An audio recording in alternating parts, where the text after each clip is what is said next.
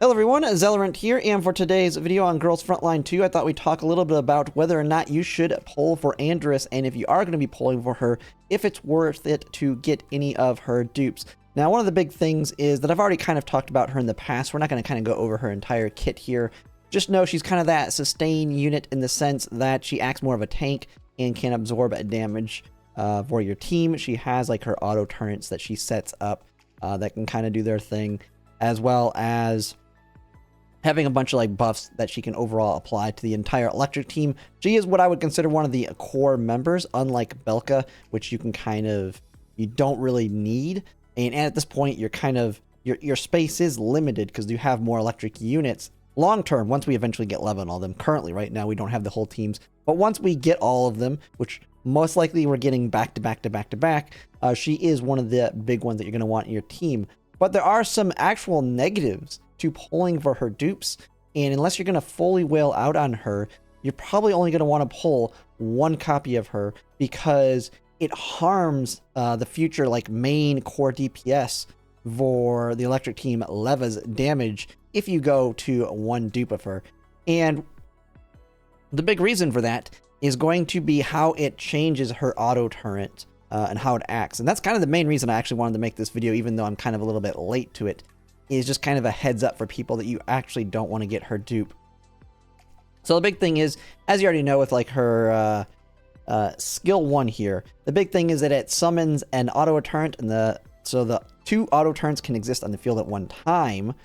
But when it is destroyed, it'll increase her confectance index. The big thing is, this is the skill that is impacted by her vertebrae upgrade 1, and this increases the range by 3 tiles, increases the attack range of the auto turret, which is nice. It's increasing your auto turret's damage, which is pretty much all of her damage. But the big thing is the new effect, Crash Mimicry, which increases electric damage dealt by 30% for self. Very focused on the turrets themselves. But the big negative, and I mean, that's kind of a negative. It's a positive for Andress and her turrets, but it adds this impossant to her auto turrets. And what it does is, when enemies within attack range receives a single electric target from an ally's active attack, auto turret activates action support against the enemy first, dealing electric damage equivalent to 100% attack and adding 1 stability damage to it, and applies a negative charge for 2 turns. And so this is this is basically added after you have V1 to the auto turret. But as you can see up here, as they mention here, one of the big negatives of this is it changes when negative charge is applied to the enemy, whether it's at the beginning of the turn or at the very end of the turn. As you can see here, the passive of the auto turret means that it is applying negative charge at the start of the turn instead of the end. This decreases Leva's damage as her action supports are triggered by negative charge.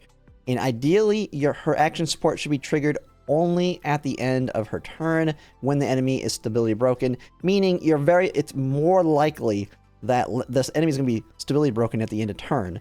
And that way, she's going to do her action supports at end of turn versus potentially the beginning of turn, where if they've recovered from stability break, she's not going to do as much damage. And so she's what's doing the bulk of your damage on your team, especially if you're someone that goes like full V6 into Leva, and we're planning to. We're kind of guessing that she's going to be the next unit after Jianyu with her big event. We'll just kind of have to see, but we're kind of getting hammered with the electric units. And so it's kind of a choice here on whether or not you really want to invest into Andress and make her do more damage. Maybe she's your favorite T-Doll, and then that's fine. She's going to be doing more damage herself. Just know overall you're weakening Leva with this change right here. It's kind of a little awkward in the way that it handles it. But if you're like a super whale and you're going to be V6ing all the electric units, because I would say Leva's your priority V6 of all the electric units, and you go all the way to V6, it more than makes up for it once you get all the way to V6. But you got to go all the way to V6 to pull that off.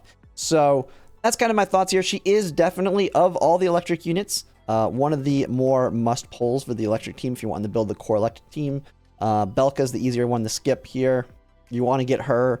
Jianyu's another good pickup now that they've made her kit much better as a support role. Then, of course, Leva being the core DPS. And then whenever we get Lena being another core support to Leva, overall, the entire point of pulling for them is to support Leva. Now, hopefully, most people do have their pulls saved up at this point when it comes to the should you pulls here, because, like I said, we're getting most likely all the electric units like back to back to back to back. We're probably gonna get we got Andress now. Jianyu's gonna be in the next half of this patch.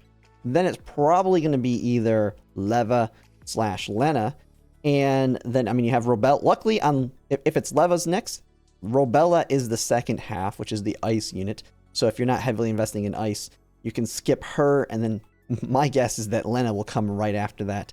And so you're having to pull a lot of units over and over and over. But Andress is pretty key to the team. You kind of want to try and get the main four now, because Jianyu, so it's going to be Andress, Lena, Leva, and Jianyu. That's like your core four.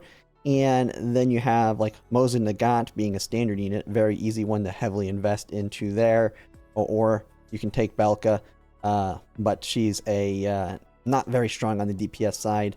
And then you have a bunch of other options that you can kind of fit in there. But yeah, overall, that's just kind of my thoughts on it. I wanted to just bring it up really quick because some people like to pick up the V1s because a lot of the V1s in this game are very strong for the units.